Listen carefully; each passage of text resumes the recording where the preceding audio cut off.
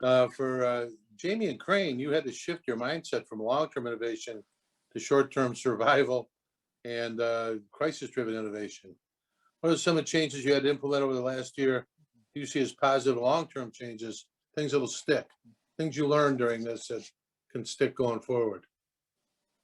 I mean, we haven't been open, but I think, you know, when I used to talk to clients before coming to the Blackhawks, we used to talk about innovation being 3 to 5 years out. These things are going to happen. I think COVID has just accelerated the timeline for teams and venues to start to enable more technology. I think for us at the Blackhawks and United Center and with the Bulls, we're first and foremost committed to the safety when we bring fans back. There's a lot of great technology we were already in the process of implementing, like frictionless markets, contactless food and beverage, that will help us either get people through the lines faster or keep them safer. And so I think our fans, when we have the ability to have them back, will start to see that in the building. And our goal is to continue on that path, is to roll out a very frictionless, contactless experience, not only for safety, but also for enjoyment. We want them in their seats as much as possible. We don't want them standing in lines, waiting to get back and enjoy their experience. So for us, it's just helped accelerate it. I think that not the downside, but I think that the challenge is it's really hard to convert a very large building into, you know, enabling all this technology. So for us, the barrier is going to be how quickly, given our physical footprint, can we enable some of these technologies. But we sure are already in motion with that and are going to stay committed to that going forward.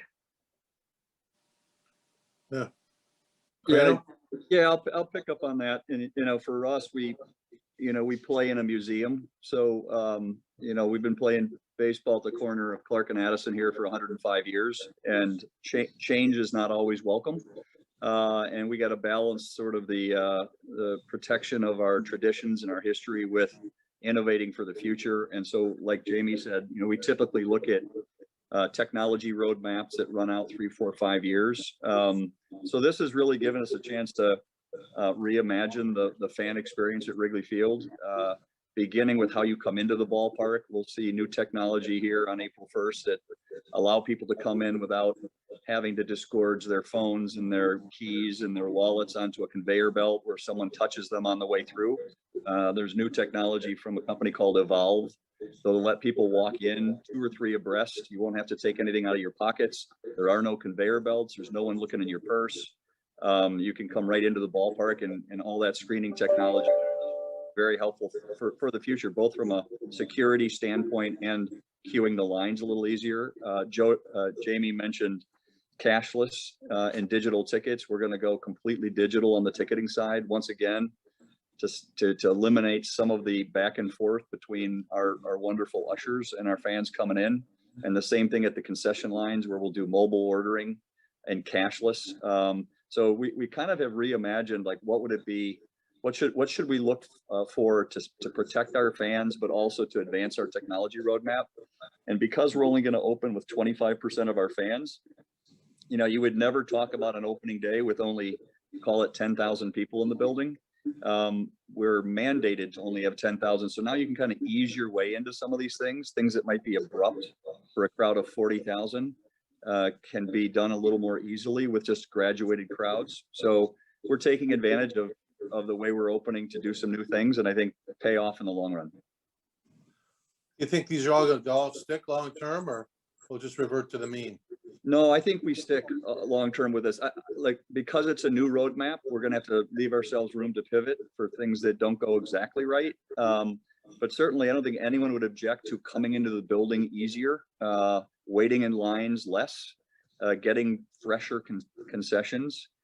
So most of the things, I think, once you've, for instance, downloaded the app to do mobile ordering and inserted your credit card information to make it easy, again, there'll be a little bit of turbulence, I think, as we get started, but I can't imagine somebody who wouldn't want to have, you know, a better experience once they're in the park. Yeah, and I would just add to that too, that I think typically on the sports end, we get all these new technology startups that want to test something in venue, but consumers in their daily lives aren't conditioned yet to use that tech. I think what we're seeing is the opposite here. Mobile ordering for food and beverage has never been easier. Getting groceries contactless have never been easier. And so consumers outside of our walls have been very well conditioned and now have a higher set of expectations around how we interact with them. And so I think we have to bring the technology in. I think it'll be here to stay. And I think there'll be a lot of pressure for us to bring it in as quickly as we can because they're seeing it outside every day in their lives. Still gonna have beer guys and hot dog guys, are we? Oh, yeah, we still Yeah. have them. But think about it, like old timers like you and me, right? Like I Yeah. was not very adept with Zoom technology.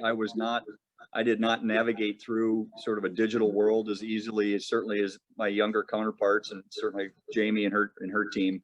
But we've all been forced to do it, right? If you're going to continue to be employed and work remotely, like we've had to learn it. And because of COVID, right? I'm way further up the tech curve than I would have been. And I think our fans are ready for that coming into our venues. On a relative basis, I think we're still at the same place we were at the tech curve though. Relatively speaking. Yeah, relatively speaking. You're right.